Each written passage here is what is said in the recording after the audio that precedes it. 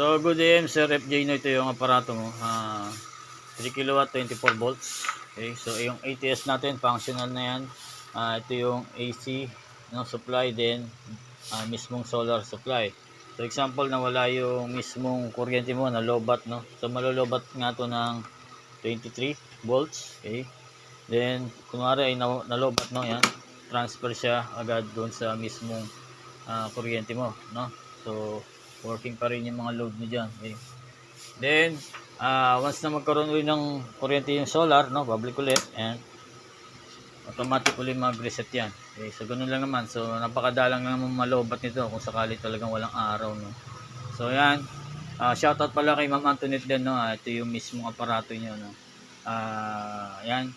Pwede ka nga dito mag-rep, no? Rice cooker, then induction. Microwave, pwede rin, no? Hanggat may araw, no? Daytime. Then, yan. Electric pa ng load natin. So, kanina nag-washing lang dito, no? So, magdamag ko na itong niload sa bahay, no? Yan. So, pasip ko na ito maya-maya, no? Then, balutin, no? So, pakita ko na sa mga function dito. Dito sa inverter natin, no? Yan.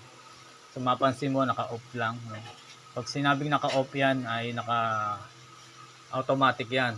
Ibig sabihin, automatic ay mamamatay aparato mo pag umabot ng 23 volts, no? Lobat na yon, mamamatay din to pag naka-off ng automatic.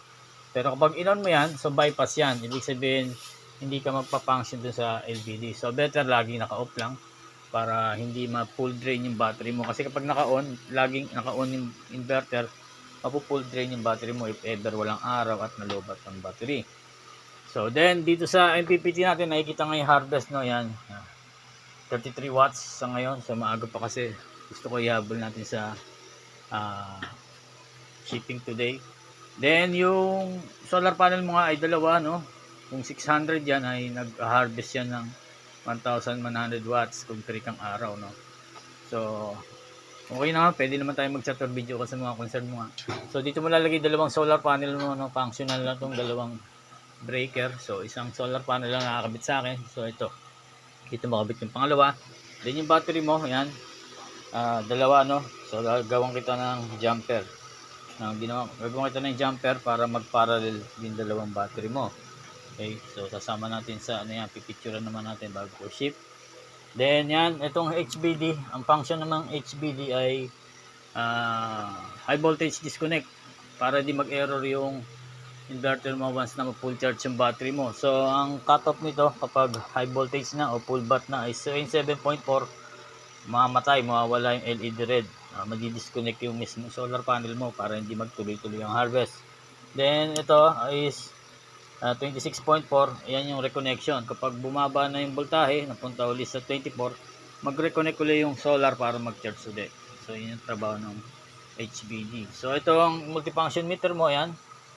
Dito mo nakikita o reading ng mga wattage ng load mo, no. So, itong breaker na to dalawa, no. Isa is para dito sa, ayan, dito sa load. Ito yung AC out mo naman para sa lighting tsaka sa outlet. Then ito is para dito sa outlet, no. So sa utility outlet mo dyan sa labas para magamit mo yung mga outlet mo dito sa isang outlet na to, pwede ka mag-extension din, no. So yun lang naman yun, no. So makita mo, ayan, naglo-load na uli. Then yun lang naman, pwede rin tayo mag-chat o video kung sa mga concern mo, sir, no. So salamat ulit sa pagtitiwala. God bless.